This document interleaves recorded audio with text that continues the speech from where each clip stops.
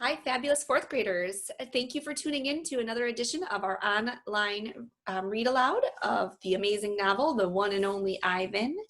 We've been given special recording rights for educational purposes from HarperCollins Publishing. We want to thank them very much. Today we are going to continue to learn more about Ivan's early days at the Big Top Mall. We know that he was extremely sad to leave his home, right, in the forest, the rainforest, and he had that sad loss of his sister on the way to the Big Top Mall. We also know that then he began to live with Mac and his wife at the time, and they were treating him very nicely, right? He talks about how they treated him basically like a human baby, and he got to even go to drive-thrus with Mac, and life seemed not the way he'd love for it to be, but not too bad. Today, as we read, be thinking about how does he feel as time goes on at the Big Top Mall. Okay. Page 33, we begin with the chapter called Hunger. In my new life as a human, I was well tended.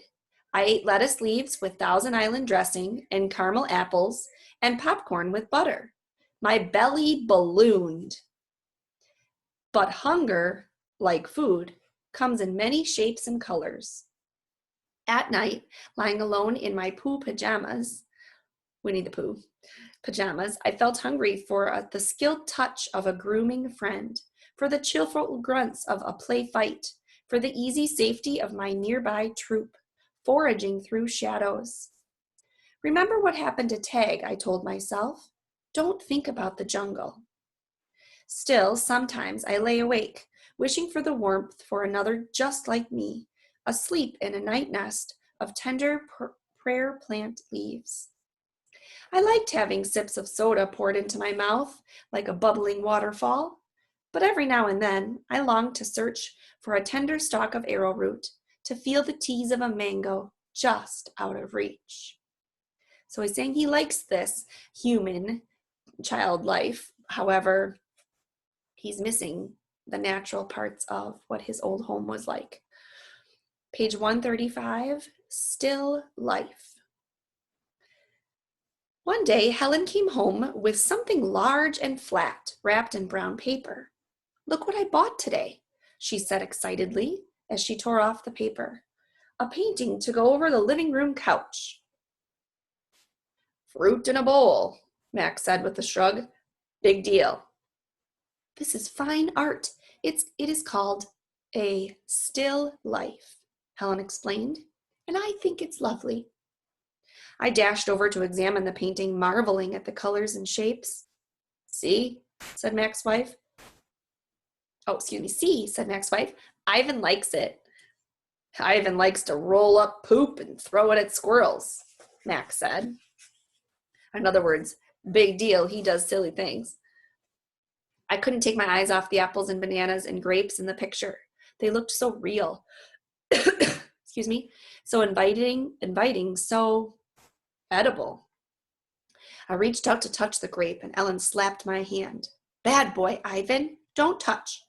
She jerked her thumb at Mac. Honey, go get a hammer and a nail, would you? While Mac and Helen were busy in the living room, I wandered into the kitchen. A cake covered in thick chocolate frosting sat on the counter. I like cake. Love it, in fact. But it wasn't eating I was thinking about. It was painting. The frosting peaked and dipped like waves on a tiny pond. It looked rich and gooey, dark and smooth. It looked like mud. I scooped up a handful of frosting. I scooped up another. I headed to the refrigerator door. It was perfect. An empty, white, waiting canvas. The frosting wasn't as easy to work with as jungle mud. It was stickier, of course, more tempting to eat. But I kept at it. I scraped off every last bit of that frosting. I may have eaten a little cake, too. I don't remember what I was trying to paint. A banana, most likely. I suppose I knew I was going to get in trouble. But at that moment, I just didn't care. I wanted to make something, anything, the way I used to. I wanted to be an artist again. So where you and I all probably would have just stolen a little frosting to eat, he saw it as a chance to paint again. And it said that he was going to use the refrigerator front door as his canvas, meaning that's where he kind of basically guerrilla finger painted with the frosting. See what happens. Page 138, the chapter's called Punishment. I soon learned that humans can screech even louder than monkeys. After that, I was not allowed in the kitchen again. Page 139, babies. Back in those days, the Big Top Mall was smaller. It had a pony ride, a wooden train that bustled around the parking lot, a few bed-raggled parrots, and a surly spider monkey. But when Mac brought me, a baby gorilla dressed in a crisp tuxedo, to the mall, everything changed. People from far and wide to have their pictures taken with me. They brought me blocks and a toy guitar.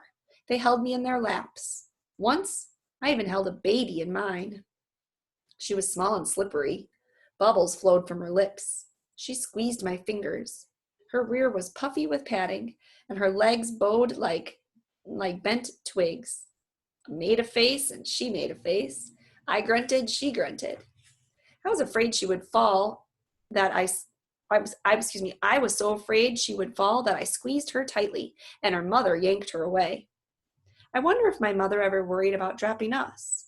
We always held on, but that's easier to do when your mother is furry. Human babies are an ugly lot, but their eyes are like our babies' eyes, too big for their faces and for the world. Page 141, chapter is called Beds.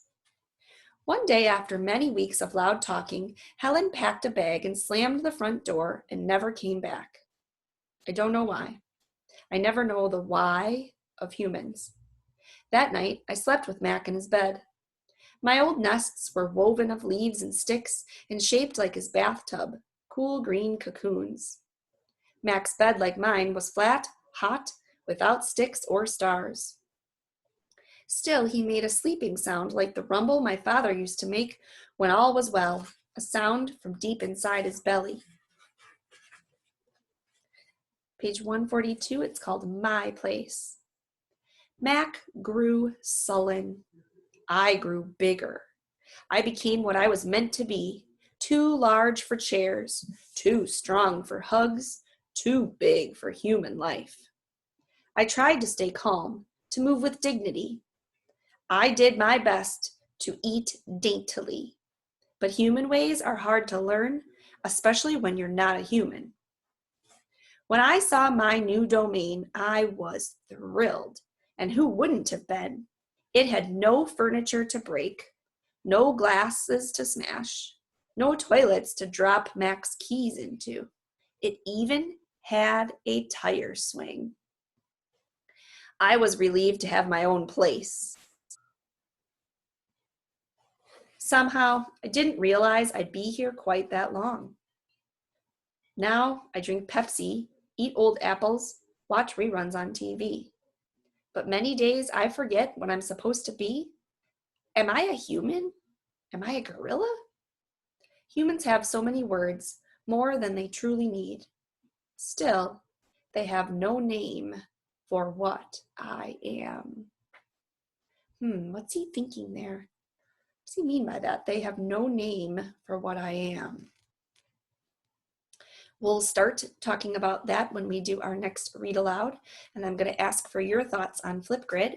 Thank you very much for reading with me today. One note about a vocabulary word. On page 142, it said Mac was sullen. We have to think about what that might mean. He just lost his wife. His wife just decided to leave. We don't get a lot of details about that, but she was clearly unhappy. He's left with Ivan, who's getting super big, cannot live in the house anymore. It's just dangerous. He's crashing around, breaking everything. So Mac gives him his own special domain. It says he grew sullen. Did you figure out what sullen means?